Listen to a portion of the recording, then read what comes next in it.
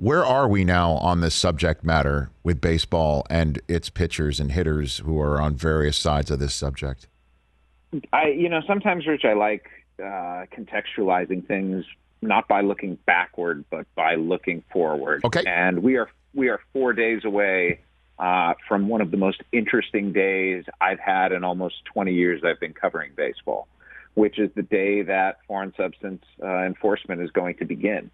You have to remember, baseball has not suspended a player for foreign substances in more than 6 years.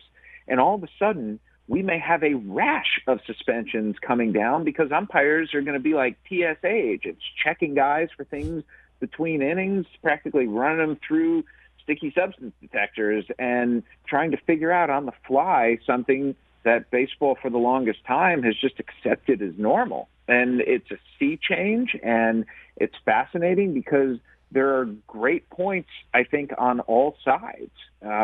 Major League Baseball says we don't want people to cheat. That's a reasonable thing to say. I get it, and I like that idea. But Major League Baseball also has allowed cheating to proliferate to the point where it got so excessive that they felt like they had to do something about it. Players, on the other hand, say, we don't want people to cheat either, but the balls, we feel like after having thrown them with sticky stuff on our hands for as long as we have, it's going to be a really difficult thing to do. And yeah, it is. Like, a tiger can't sit there and wish its stripes away. And players, similarly, can't sit there and say, after years of doing something a particular way, that changing is going to be easy or reasonable or good. So there are a lot of dynamics at play here, and the intersection of them all makes for a really fascinating, rich story. So let's get into, I guess, what's going to happen 4 days from now. Literally, when a pitcher comes into a game, warms up, finishes the inning, the umpire already probably knows what this scouting report from Central Baseball is on this particular pitcher, right? Yep. And then that particular pitcher strolls off the mound. What happens if they feel like this guy actually did something that coming into the game they were suspecting of him of? What happens? Like, how does this work? I don't even know if it's suspecting necessarily. I mean, the starting pitchers are going to get checked at least twice. That's what the rule says. And relief pitchers are going to get checked as well after the inning they first throw. So umpires, home plate umpire every inning is going to walk over to the dugout and is going to look at the belt, going to look at the pants, going to look at the hands, going to look at the jersey, going to look at the hat, going to look at all these different things. I mean, one guy I'm really interested to see is Craig Kimbrell. Craig Kimbrell's hat is one of the most disgusting things on earth. Like, I would not want to be anywhere near that. It's just got this big, gross splotch right in the middle of the brim.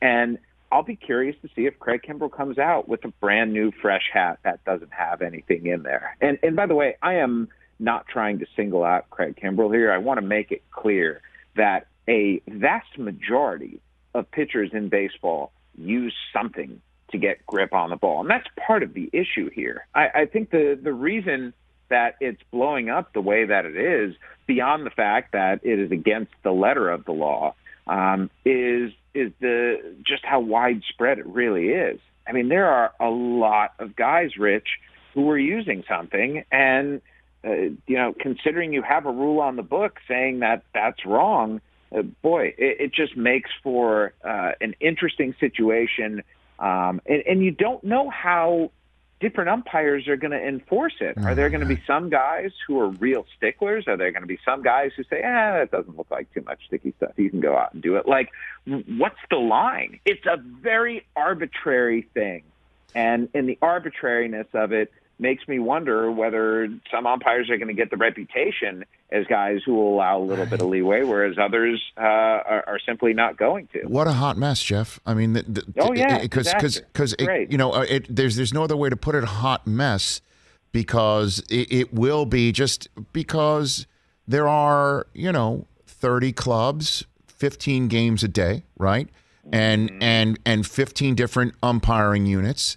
And thus, there will be what appears to be different applications of the enforcement by nature that there's 15 different ones, and it will come across potentially as arbitrary and capricious, and baseball can see that coming down the pike. There's no question about that.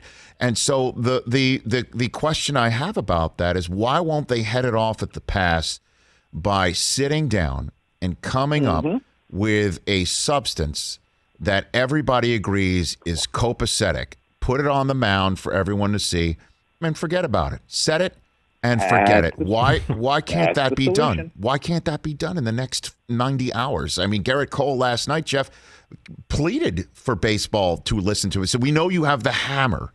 So why can't that be done with a bunch of smart people who know this is the last thing anybody wants? Everybody. So I think there are a few things here. Let's start with the substance itself.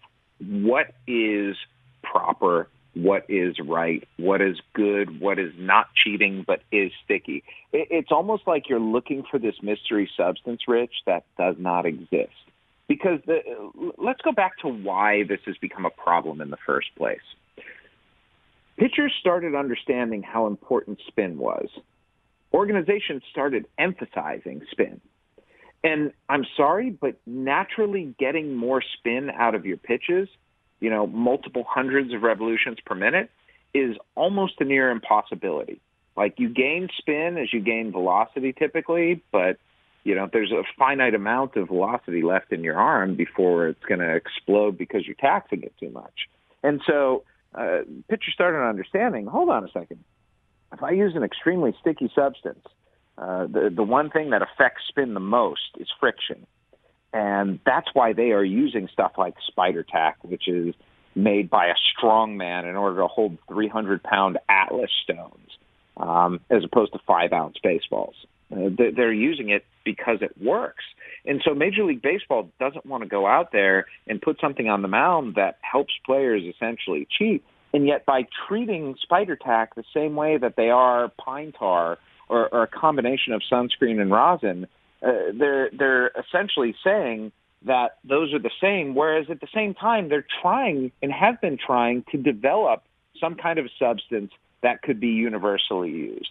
It's silly and it's illogical to go cold turkey when the league is trying to do something that would not be cold turkey. And so I've said from the beginning, either put a thing of sunscreen out on the mound and allow umpires to watch players apply it, or put a pine tar rag out on the mound and allow umpires to watch players dab at it. Like, there are solutions, and there should be, but a big part of the problem here, Rich, is that the sides just don't get along and haven't sat down with one another to talk about this.